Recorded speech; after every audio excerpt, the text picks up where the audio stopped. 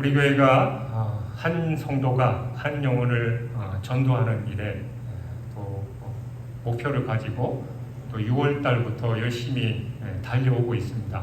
그래서 6월 달에는 하나님의 마음을 우리가 제대로 알고 그 마음으로 영혼을 구하는 일에 나가야 된다라는 부분에 대해서 나눴었고, 7월 달에는 어떻게 우리가 전도 대상자 그들에게 지혜롭게 관계를 해서 그들에게 복음을 잘 전할 수 있느냐에 대해서 함께 나누고자 합니다. 우리가 어떻게 세상 속에서 지혜롭게 관계를 맺고 또 복음의 통로가 될 수 있는지에 대한 그런 말씀이에요. 2007년 1월에 워싱턴 DC, 미국의 워싱턴 DC 한 지하철역에서 아주 허름한 옷차림의 남자가 바이올린을 연주하기 시작했습니다. 출근 시간이라서 사람들이 엄청나게 많이 그의 곁을 빨리 지나쳤습니다. 45분의 시간에 걸쳐서 연주하는 동안 그의 연주에 관심을 가지는 사람은 불과 5명에 불과했습니다. 약 1000여 명이 넘는 사람들이 그 시간 동안 지나쳐갔지만 겨우 5명 정도만 그 연주에 관심을 가졌다라는 거예요. 대부분 아무 관심 없이 스쳐 지나갔습니다. 근데 중요한 건 그 남자가 바로 세계적인 바이올리니스트 조슈아 벨이라는 사람이었고, 그가 연주하던 악기는 무려 40억 원이 넘는 스트라디바우스라는 그런 악기였고, 그가 연주한 곡은 바흐의 명곡들이었습니다. 사실 그는 며칠 전에 이 보스턴의 한 콘서트홀에서 지하철에서 했던 똑같은 곡을 연주했었고, 무려 그 연주의 티켓이 $100가 넘었지만 수많은 사람들이 와서 매진을 이루었을 뿐만이 아니라 그의 연주를 듣고 거기에 있는 모든 사람들이 기립박수를 쳤던 그런 인물이었습니다.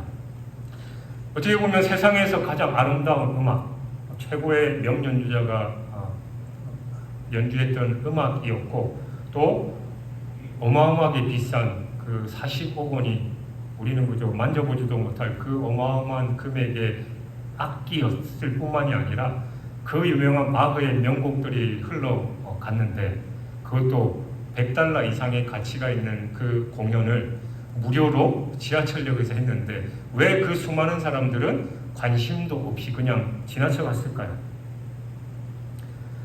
답은 간단합니다. 관계와 상황이 없었기 때문이에요.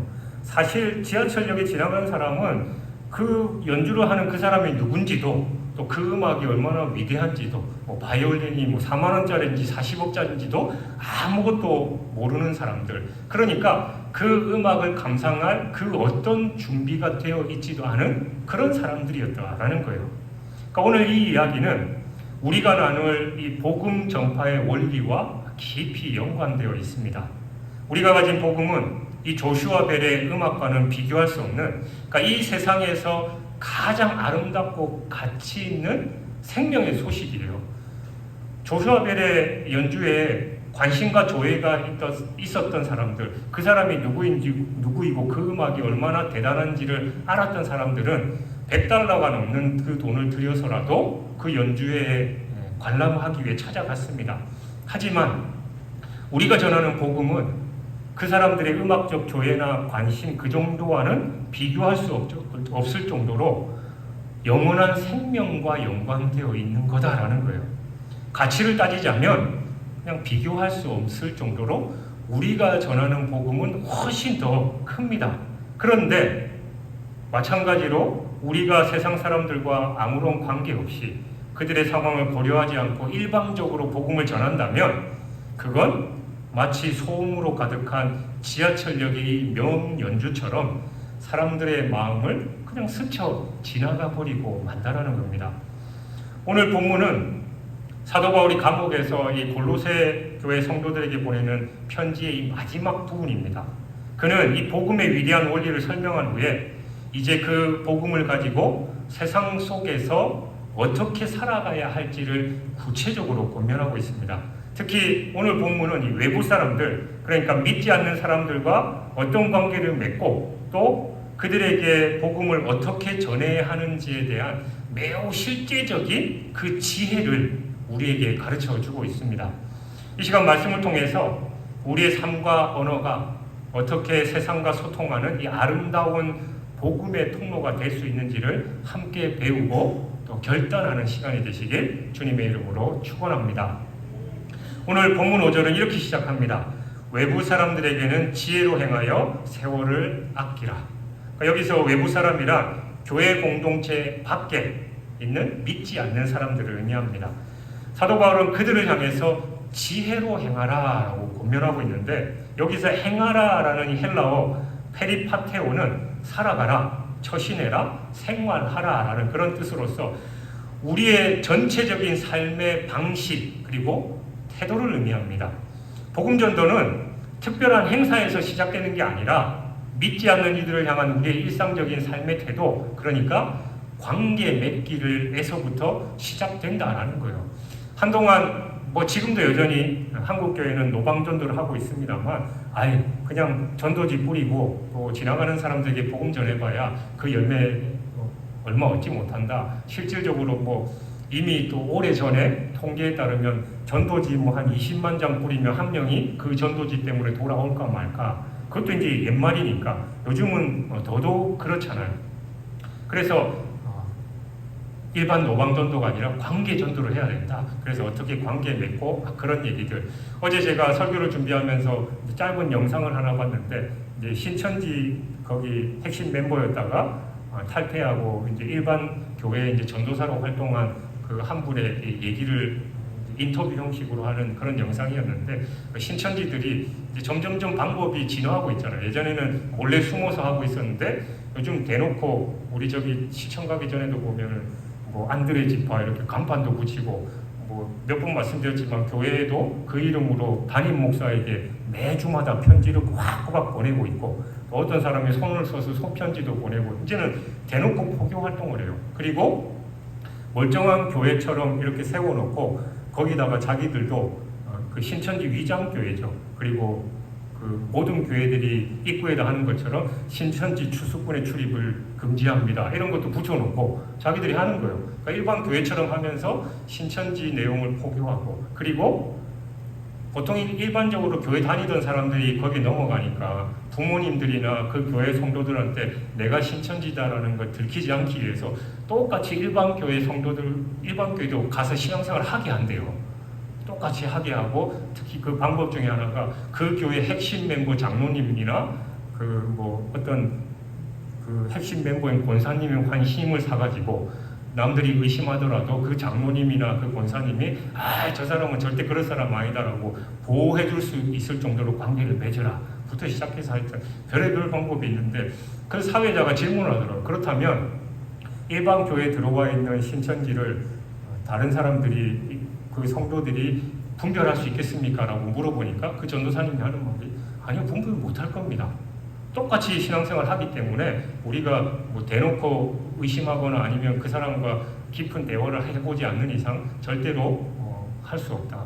모르죠. 우리 교회도 있을지는 모르겠습니다만, 큰 교회들은 그러니까 그들이 오히려 더 대형 교회를 선호한대요. 거기 가면 이제 자기 익명성이 보장되니까 그렇게 신앙생활하는 그런 상황에 있다라는 겁니다. 그래서 우리는 그냥 노방전도도 중요하고 그들에게 전도지를 주는 것도 중요하지만 관계를 맺으면서 전도해야, 또 신천지를 비롯한 다른 이단들이 철저히 그런 관계 맺기로 추수를 하고 있으니까 그런 것들도 우리도 지혜롭게 행해야 한다라는 겁니다.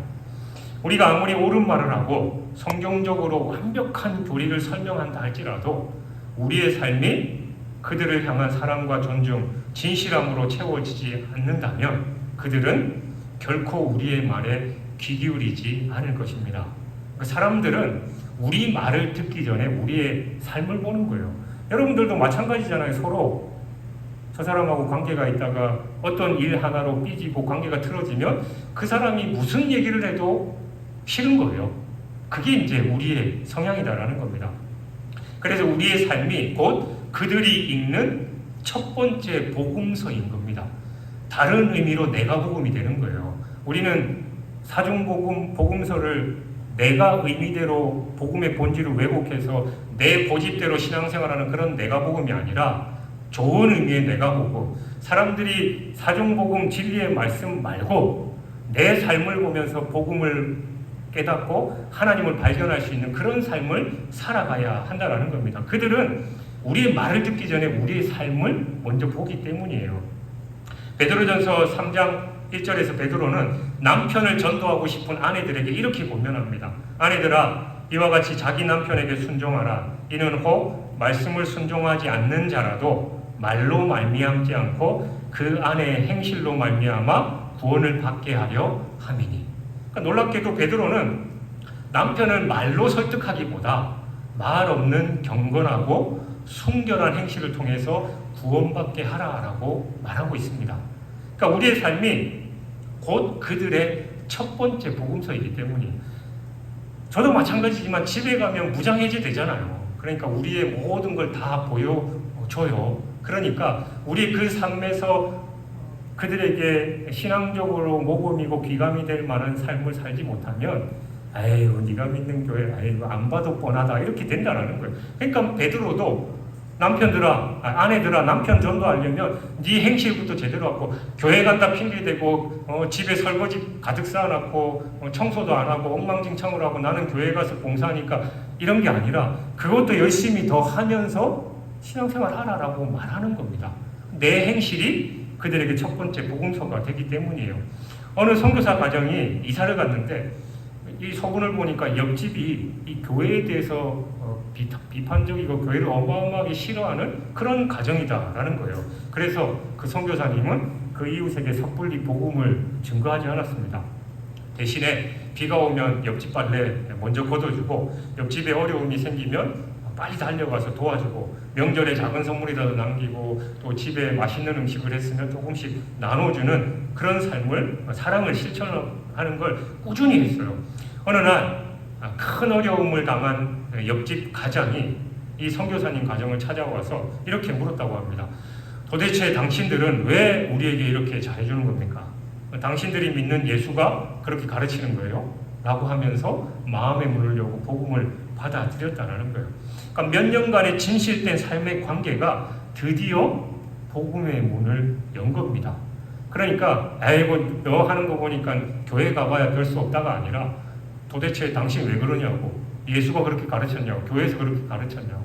제가 목회하다가 종종 듣는 얘기가 안 믿는 이 부부 사이에 한 명은 우리 교회 다니고 한 명은 안 믿는데 거기 이제 부부싸움이나 교회에 어려운 일이 생기면 그래서 위로하거나 전화하고 이러면 꼭 그 상대편 배우자 그러죠. 아니 교회에서 그렇게 가르쳤냐고. 그러니까 우리의 삶이 그들에게 귀감이 되지 못하니까 오히려 욕을 먹는 거예요. 반대로 우리가 그들이 어떤 모습이든지 간에 주님의 사랑을 전하고 또 베풀고 품어 안으면 도대체 교회에서 뭘 가르쳤길래 그렇게 하냐고. 네가 믿는 교회 그러면 나도 가고 싶다. 그런 삶이 되어야 된다라는 거예요. 예수님 역시 회당에서 말씀만 가르치시지 않으셨습니다. 사람들의 삶 속에 깊이 들어가셨잖아요. 세리장 삭개오의 집에 찾아가셔서 비난을 받았지만 그들과 함께 식사하시면서 관계를 맺었고 사람들이 기피하는 나병 환자의 몸에 손을 대시고 그를 고치셨습니다. 결혼잔치에 참여해서 함께 기뻐하셨고 장례식장에서는 함께 눈물을 흘리셨습니다. 그러니까 예수님의 모든 사역은 철저하게 관계 중심적이었습니다. 그분의 진실된 삶과 사랑의 관계가 있었기 때문에 예수님께서 선포하신 하나님 나라의 복음은 사람들의 마음 깊은 곳에 울림을 줄 수 있었습니다. 따라서 우리가 한 성도 한 영혼 전도를 하기 위해서 이 119 전도 운동을 진행하면서 가장 먼저 해야 할 일은 당연히 전도 대상자 VIP의 그 명단을 적어내고 기도하는 것을 넘어서서 그들의 삶에 진정한 관심을 갖고 다가가는 것입니다. 그들의 기쁨과 슬픔에 진심으로 공감하고 그들의 필요를 채워주면서 판단이나 정죄 없이 있는 모습 그대로를 존중해주는 그 참된 친구가 돼주는 거예요. 이게 바로 지혜롭게 관계를 맺는 첫걸음입니다. 전도하다 보면 저 전도 대상자 보면 아유 저 사람 괜히 우리 교회 왔다가 교회 힘들어지고 또 어려워지니까 저 사람은 패스. 이게 아니에요. 하나님은 그 사람도 여러분과 똑같이 사랑하시는 분입니다. 그러니까 있는 모습 그대로를 품어주고 저나 여러분이나 여기 죄인 아닌 사람이 어디 있어요. 죄인이니까 오는 거잖아요. 그러니까 그런 사람들도 우리가 품고 관계를 맺고 이해하면서 주님께로 인도할 수 있어야 하는 겁니다. 그렇다면 우리가 이렇게 삶으로 관계를 맺는 궁극적인 목적은 뭐냐? 단순히 좋은 이웃이 되기 위한 건 아니잖아요. 사도 바울은 사절에서 그 목적에 대해서 분명하게 말씀합니다. 그리하면 내가 마땅히 할 말로써 이 비밀을 나타내리라. 그러니까 여기서 바울은 자신이 전해야 할 메시지를 비밀이다라고 표현하고 그것을 전하는 것, 마땅히 해야 할 일이다라고 말하고 있습니다. 그러니까 이 두 단어의 원어적인 의미를 살펴보는 게 참 중요한데, 먼저 비밀은 미스테리온, 헬라어로 우리가 흔히 생각하는 이 수수께끼나 아무도 모르는 비밀 정보와는 완전히 다른 개념이에요. 그러니까 신약 성경에서 이 비밀은 이전에는 감추어졌지만 이제 하나님께서 이 예수 그리스도를 통해서 밝히 드러내신 하나님의 위대한 구원 계획을 의미하는 겁니다. 골로새서 1장 27절은 그 비밀의 핵심이 너희 안에 계신 그리스도니 곧 영광의 소망이니라 라고 말씀합니다. 즉 이방인이었던 우리도 예수 그리스도를 믿음으로써 하나님의 자녀가 되고 또 영광스러운 천국을 소망하면서 살아갈 수 있게 되었다라는 이 놀라운 소식이 바로 복음의 비밀입니다. 다음으로 마땅히 할 말에서 마땅히라는 이 단어는 헬라어로 테이라는 단어인데 뭐뭐 해야만 한다라는 강력한 의무와 또 필연성을 나타내는 말이에요.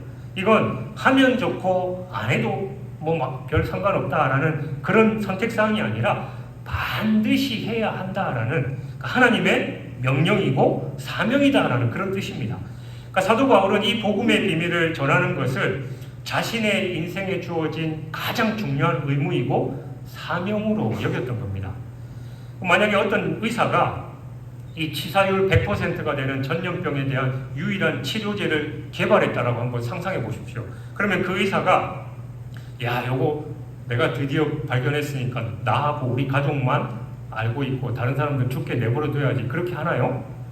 물론 나쁜 의사는 그럴 수도 있겠지만 아닐 거예요. 그는 밤낮으로 뛰어다니면서 한 사람이라도 더 살리기 위해서 이 치료제의 존재를 알리려고 애쓸 겁니다. 그것은 그에게 주어진 의무이자 사명, 그러니까 마땅히 해야 될 일이기 때문입니다. 사도 바울에게 복음도 바로 그랬습니다. 그는 고린도전서 9장 16절에서 이렇게 외칩니다. 내가 만일 복음을 전하지 아니하면 내게 화가 있을지로다. 이건 억지로 하는 일이 아니에요. 그러니까 온 인류를 살릴 수 있는 유일한 이 생명의 소식을 가진 자로서 느끼는 거룩한 책임감과 또 사랑의 빚진 마음에서 비롯된 고백입니다. 따라서 우리가 믿지 않는 이들과 지혜롭게 관계를 맺는 이유는 그 관계 자체에 머무는 것이 아니라 바로 이 마땅히 전해야 할 복음의 비밀을 그들에게 나타내기 위함입니다. 우리의 친절과 사랑이 최종적으로 예수 그리스도의 십자가와 부활로 연결되지 않는다면 그건 반쪽짜리 사랑에 불과합니다. 우리는 이 분명한 목적의식을 잃지 말아야 하는 거예요. 이제 바울은 복음을 전하는 구체적인 이 언어의 방법에 대해서 말하고 있는데 6절 상반절에 보면 너희 말을 항상 은혜 가운데서 소금으로 맛을 낸과 같이 하라. 그러니까 첫 번째, 말을 항상 은혜 가운데서 하라라고 그렇게 얘기합니다. 그러니까 은혜는 두 가지 중요한 의미를 가집니다. 하나는 우아함, 매력, 그리고 친절함. 즉 우리 말이 공격적이거나 논쟁적이거나 독선적으로 들려서는 안 된다는 거예요. 부드럽고 온유하고 듣는 이에게 호감을 주는 매력적인 언어를 사용해야 됩니다. 또 다른 하나는 하나님의 과분한 사랑과 호의라는 그런 신학적인 의미가 있습니다. 즉 우리의 말의 내용이 율법적인 정죄나 이 판단이 아니라 자격 없는 우리를 구원하신 하나님의 이 놀라운 은혜에 대한 이야기가 돼야 된다는 거예요. 우리의 언어는 그 태도와 내용 모두가 이 은혜, 그레이스로 가득 차야 됩니다. 잠언 15장 1절은 유순한 대답은 분노를 쉬게 하여도 과격한 말은 노를 격동하느니라 라고 말씀합니다. 그러니까 우리 말이 날카로운 칼이 되어서 상처 주는 게 아니라 따뜻한 위로와 격려가 되어야 된다는 거예요. 똑같은 말을 하더라도 그 말이 어떠냐에 따라서 달라지는 겁니다. 그리고 두 번째, 말을 소금으로 맛을 낸과 같이 하라라고 말합니다. 고대 세계에서 소금은 세 가지 아주 중요한 역할을 했습니다. 첫 번째가 음식의 맛을 돋우는 조미료 역할이에요. 그러니까 우리의 대화가 밍밍하고 재미없는 일반적인 그냥 표현이 좀 그렇습니다만 설교적인 이 말투가 아니라 듣는 이의 흥미를 유발하고 대화의 활기를 불어넣는 맛깔스러운 언어가 되어야 된다는 거예요. 그러니까 유머와 재치 그리고 지혜가 필요한 거죠. 두 번째로 부패를 방지하는 방부제 역할입니다. 그러니까 우리의 말은 세상에 저속하고 음란하며 부정적인 언어의 흐름 속에서 거룩하고 또 순결하고 생명을 살리는 언어가 되어야 됩니다. 남을 비난하고 깎아내는 말이 아니라 칭찬해주고 세워주고 격려하는 그런 말을 해야 하는 겁니다. 그리고 세 번째, 지혜를 상징합니다. 그러니까 우리의 말은 가볍고 경솔하기보다 깊이 생각하고 기도에서 나오는 지혜로운 말이 되어야 된다는 거예요. 여러분, 우리가 신경이 날카로울 때일수록 그냥 험한 말, 막말이 나갈 때가 많이 있잖아요. 그럴 때 이 상황과 분위기가 안 좋을 때 우리는 한숨 한번 후 쉬고 한 3초 정도 생각한 다음에 얘기해야 돼요. 그리고 흔히 말할 때 그런 얘기 하잖아요. 내가 이 말은 안 하려고 했는데, 그런 말은 절대 하면 안 됩니다. 안 하려고 한 말은 안 해야 돼요. 그리고 너 잘 되라고 하는 소리인데 그런 얘기도 안 해야 돼요. 그건 핑계, 포장을 해서 그 사람을 비난하려고 깎아내리려고 하는 말이에요. 그런 말이 있다면 그런 말은 우리가 순화해야 되고 한 번 더 숨겨두고 안 뱉는 게 중요해요. 그러니까 저는 늘, 저도 마찬가지지만 중요한 상황이 발생했을 때 또 첨예하게 감정적으로 대립할 때 문자로 소통하지 말라고 그래요.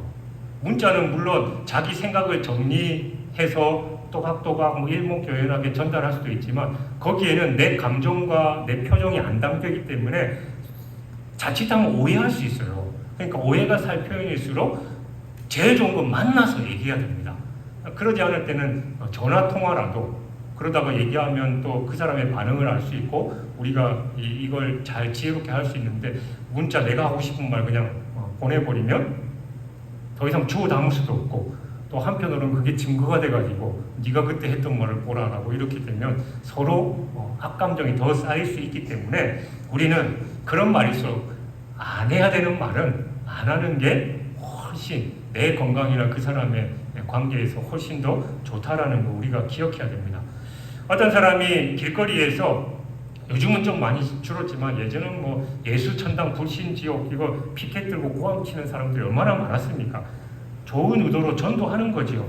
그 마음은 진심일지 모르지만 그 방식은 은혜가 없고 소금으로 맛을 내지 못했기에 대부분의 사람들은 마음의 문을 닫아버립니다.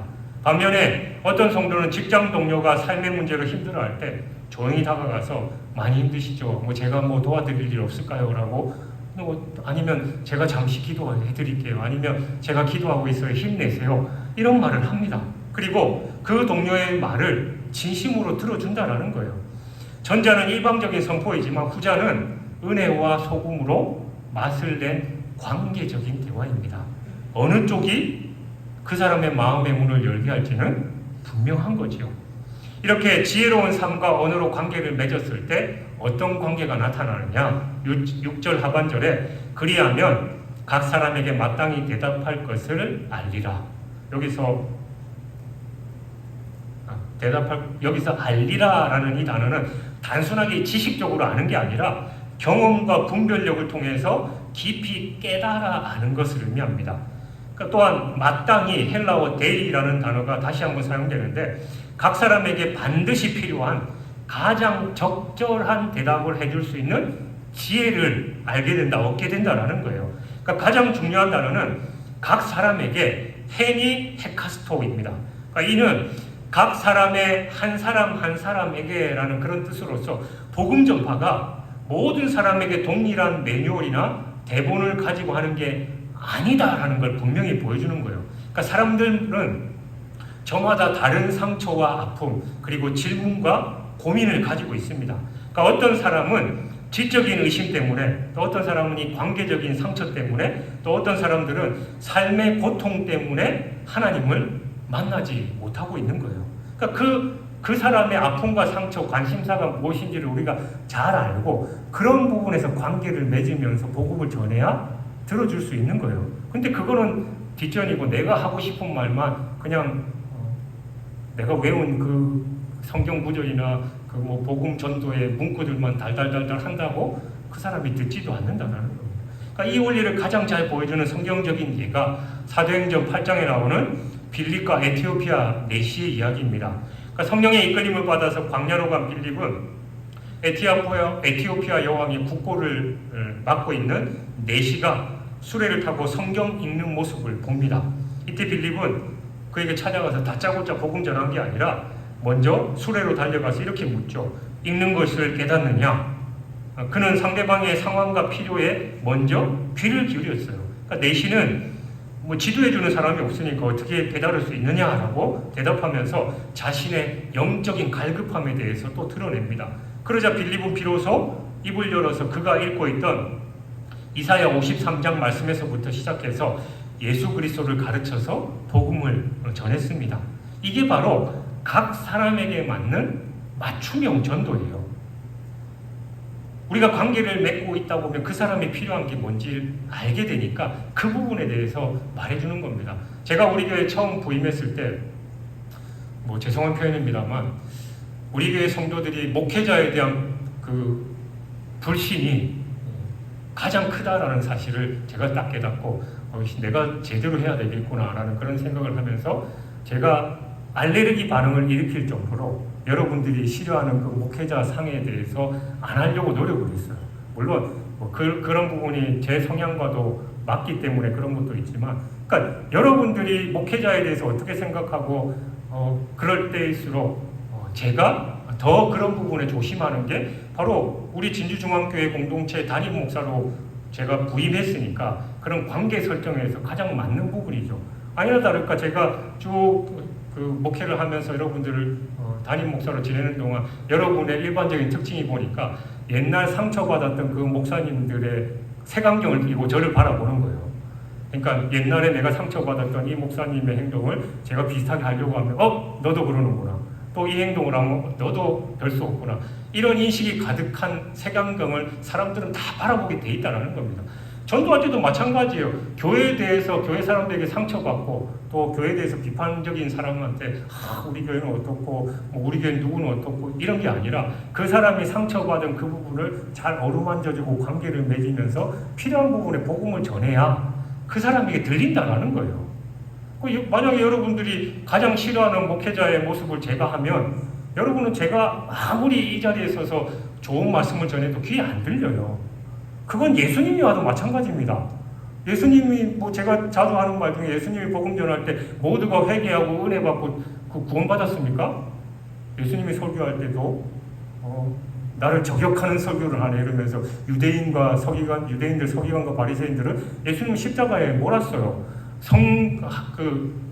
성령을 모독한다, 하나님을 모독한다라고 예수님을 십자가에 모른 게 다른 사람이 아니에요. 유대 종교 지도자들, 서기관과 바리새인들이었다는.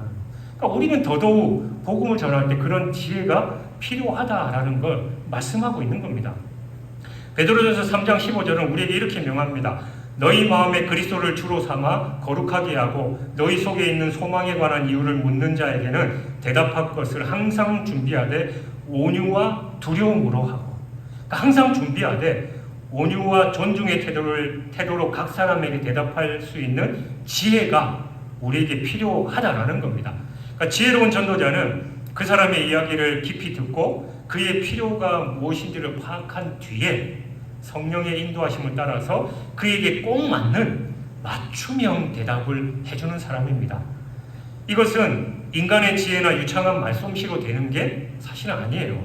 우리가 평소에 지혜롭게 행하면서 은혜와 소금의 맛을 낸 말을 훈련할 때 성령께서 결정적인 순간에 각 영혼에게 꼭 필요한 지혜의 말을 우리의 입술에 더해주시는 겁니다. 저는 신방을 가거나 아니면 어떤 문제를 가진 성도들과 전화통화를 하거나 만나는 일이 생기면 꼭 기도를 해요. 하나님, 저 부족한 거 아시잖아요. 제 성질 들어온 거 아시잖아요. 제가 원리 원칙대로 당신이 그러니까 잘못됐지. 그러면 안 됩니다. 라고 하면 똑같은 말이라도 맞는 말이지만 그 사람은 자기에게 공감해지고 자기의 아픔을 품어주기를 원하는 그런 마음에 저는 제 성향에 요즘 MBTI 그런 거 유행이잖아요. 대문자 T, 대문자 J예요. 그러니까 우리 집사람은 항상 얘기를 하면 당신 말이 맞는데 내가 원하는 건 그게 아니지 않냐면서 맨날 그런 하소연을 하는데 그럴 때일수록 저는 제 성향을 너무나 잘 알기 때문에 기도를 해요. 하나님, 오늘 이런 상황에서 저 집에 신방 갑니다. 그리고 오늘 이런 상황에서 이 사람을 만나야 되고 심지어는 문제가 있고 또 관계적인 그런 상황들 때문에 만나는데 제 입에 할 말을 넣어주십시오. 그러니까 성령의 도우심을 구하는 거예요. 내 생각과 내 방식이 내 입술로 주장하는 게 아니라 성령께서 내 입술을 주장해달라고 그런 기도를 합니다. 그러면 가서 얘기를 들어보면 속으로 그냥 막 솟구쳐 나오죠. 그래도 꾹꾹 담고 성령이 주시는 그 지혜로 말씀을 하는 경우가 많이 있는 거예요. 오늘 본문에서 사도 바울은 우리에게 믿지 않는 이들과 지혜롭게 관계를 맺는 구체적인 방법을 가르쳐주고 있습니다. 이 지혜로운 관계를 맺기 위해서 필수적인 조건이 무엇이고 우리가 해야 할 일은 그럼 뭐냐? 그 필수 조건이 첫 번째가 우리의 삶이 먼저 지혜로워야 됩니다. 우리의 말이 삶과 일치될 때 우리의 언어는 비로소 힘을 얻을 수 있습니다. 그러나 우리는 부족하잖아요. 그래서 기도해야 되는 거예요. 하나님, 제 삶이 엉망이고 제 말이 험한 거 아시잖아요. 저를 주장해 주십시오. 그렇게 늘 기도해야 돼요. 그리고 두 번째, 우리의 마음이 먼저 은혜와 복음으로 가득해야 됩니다. 사실 마음에 가득한 것이 입 밖에 나오게 돼 있어요. 어떤 사람은 늘 돈 하는 사람은 그 입을 말하는 얘기를 들어보면 맨날 돈 얘기만 합니다. 그리고 어떤 사람 먹는 거 좋아하는 사람은 맨날 그 입에서 먹는 얘기만 해요. 그러니까 우리 안에 하나님의 은혜와 사랑과 진리의 말씀이 가득하면 그 말이 계속해서 나올 수밖에 없다라는 거예요. 그리고 세 번째, 성령의 도우심을 전적으로 의지해야 됩니다. 아까 제가 말씀드렸듯이 각 사람에게 맞는 지혜로운 대답을 성령께서 주시기 때문에 성령의 도우심을 늘 구해야 하는 거예요. 이를 위해서 우리가 오늘부터 실천할 일은 뭐냐? 첫 번째, 지혜와 담대함을 위해서 기도해야 됩니다. 제가 지금 거의 7년째 주구장창 드리는 말씀이 우리 교회의 가장 중요한 사역은 기도가 우선돼야 되는 거예요. 그래서 우리는 이 기도를 가장 먼저 해야 사도 바울처럼 우리도 복음의 문을 열어주시고 마땅히 할 말을 할 수 있는 지혜와 담대함을 달라고 기도해야 되는 거예요. 사실은 우리가 어떤 전도를 나가기 전에 또 예배를 드리기 전에 뭘 하기 전에 항상 그 시간과 그 대비되는 그런 정도의 시간을 기도를 해야 돼요. 그래서 우리가 전도를 1시간 동안 하려면 1시간 동안 기도하고 나가는 게 중요합니다. 그래서 수많은 교회에서는 예배 시간마다 중보기도 팀이 있어요. 그 예배 드리는 그 시간에 동일하게 중보기도실에서 그 예배를 위해서 중보하는 팀들이 있습니다. 제가 여러 번 초창기 그런 얘기 했잖아요. 저는 대형교회 목사님들 인간적으로 부러울 수도 있지만 인간적으로 부러운 걸 둘째 떠나서 그분들이 부러운 건 그 수많은 성도가 한마디씩 그 목사님을 위해서 기도해주면 그 능력이 어마어마하지 않겠냐라는 거예요. 그러니까 여러분들은 그 성도들보다 더 열심히 저를 위해서 기도해 주셔야 제가 삼천포가 고향이신 분은 죄송합니다만 삼천포로 빠지지 않을 거 아니에요. 잘 가야 되는 겁니다. 그게 기도의 능력입니다. 그리고 두 번째, 하나님의 말씀으로 우리 자신에게 채워야 됩니다. 은혜의 내용과 지혜의 소금을 공급받기 위해서 매일매일 말씀을 묵상하고 성경 공부도 해야 돼요. 읽어야 돼요. 그래야 말씀이 나갈 거 아니에요. 내 안에 말씀으로 가득해야 나갈 수 있는데 읽지도 않고 나가려고 하니까 미천 다 드러나고 에이고 그렇게 신앙생활할 것 같으면 그러면서 이단에 홀랑 넘어가고 신천지에서 그건 교회에서 안 가르쳐주니까 따라오라고 하면 따라가는 거예요. 교회에서는 듣지도 않고 자기가 그 성경 공부도 하지도 않고 예배도 제대로 참석하지 않으면서 그래 내가 가보니까 교회에서는 그런 것도 안 가르쳐주는데 저기는 해주더라. 신천지에 앉아 있는 사람들 다 그런 얘기해요. 제가 예전에 얘기했잖아요. 서울에서 사역할 때 제가 맡은 교구에 한 집사님이 신천지에 넘어갔대요. 제가 2-3달 지나서 그 얘기를 듣고 전화를 했어요. 그러니까 이미 이분은 신천지 교리에 가득 차 있고 대뜸 하는 말이 목사님 내가 우리 교회 열심히 다녔지만 뭐 성경 공부도 제대로 안 하는 것 같고 그랬는데 여기서는 정말 제가 지금까지 들어보지 못한 그런 내용들 얘기해줘. 그 제가 어이가 없어가지고 그분이 성경 공부에 참석하는 거 한 번도 못 봤고 예배도 주일날 한 번만 오는 분이에요. 그러니까 그렇게 넘어가요. 제가 하도 답답해갖고 집사님 뭐 죄송한 표현이지만 저 그래도 신학적으로 제 공부도 좀 했고 박사학위도 있는데 필요하면 제가 1대1로 성경 공부해 줄 테니까 오시라고. 그 말이 무슨 소용이 있어요? 이미 다 넘어갔다라는 거예요.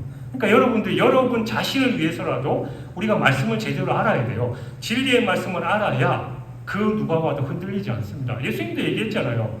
말씀 위에 반석 위에 집을 지으면 바람이 불고 비가 내리고 창수가 나도 흔들리지 않아요. 근데 겉모습은 그럴싸한데 머리 위에 집을 지으니까 조금만 뭐 하면 삐지고 교회 안 나온다 그러고 또 누가 뭐 하면 혹해가지고 저 교회 가고 이단에 가가지고 여기가 집이네. 근데 이단에 가서 열심히 하는 사람 별로 못 봤어요. 거기서 가서도 자기가 원하는 그거 안 해주면 또 다른 이단에 가 있고 그러다가 결국은 찜질방보다 더 뜨뜻한 곳에 가는 거예요.